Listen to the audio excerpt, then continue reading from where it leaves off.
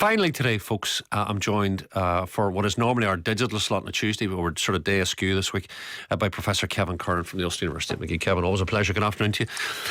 Kevin, if there was one thing we were promised kind of with online, it's an easier life. Stuff easier got at. Certainly stuff easier shopped for and all the rest. But Age UK, I note, find that 53% of older folk find life more difficult than 5 years ago. Now, how could that be the case, Kevin?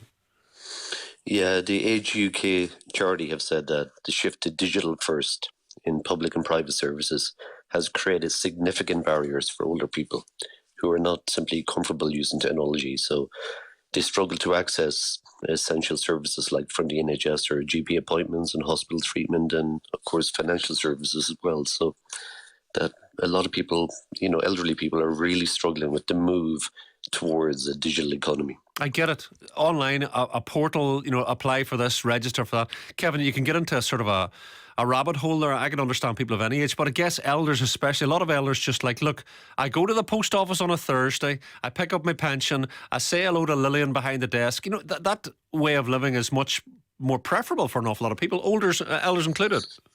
Oh, absolutely. My heart goes out to older people, especially older people who don't have family who can help them.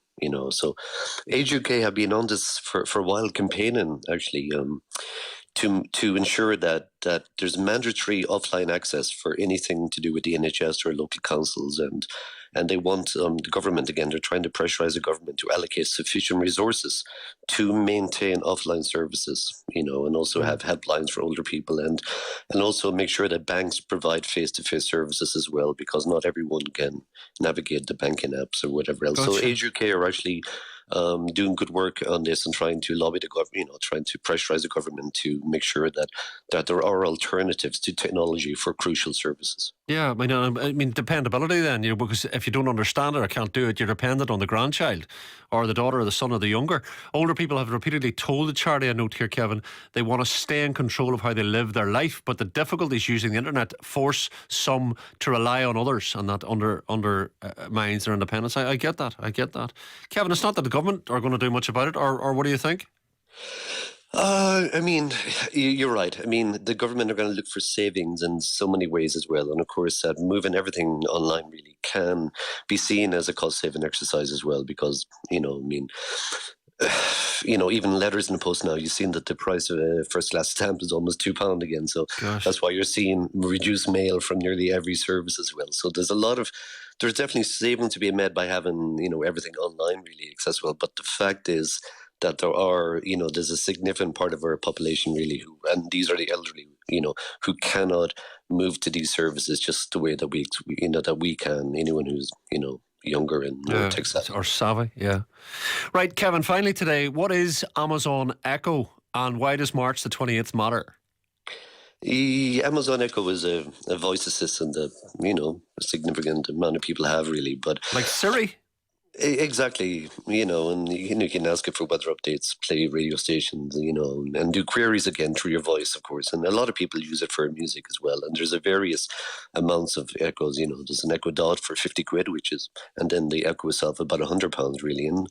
And some people, love them and they integrate them with, things like the Ring camera really. But in the past, a lot of these devices, you were able to do not send voice recordings. In other words, you're able to interact with the voice assistant, ask it questions, get it to perform tasks, and the data would be recognise a voice, everything would be analysed on the device and nothing would be sent to Amazon. But from the 28th of March now, Amazon are saying that you cannot do that anymore, that everything has to be sent to the Amazon cloud and then processed, and of course then the task is performed. So and in the 45 seconds I have, Kevin, why does that matter? There's a lot of security concerns about this, by people believing that, look at in the past, Amazon were fined because that they were sending recordings, even though they said they would not examine them. They were sending recordings to third parties again, and that their own workers were analysing these recordings as well. And of course, there's been court cases where Amazon voice recordings had been played in court, and actually murder cases as well. So people see that as an intrusion. Well, let's see what Mr. Bezos makes of the potential criticisms. Gosh, the digital playboys, Kevin? Kevin, thank you for that. The thoughts today. Finally, Professor Kevin Curran. Listen, my thanks to David and the team behind the glass today. A really busy programme. and such a brilliant team as always. We're small, but folks, we do try to get the job done. Listen, back tomorrow with a wee bit of chefing, if you don't mind, midweek. But look, for now, my time is gone, and it's over to Hugo.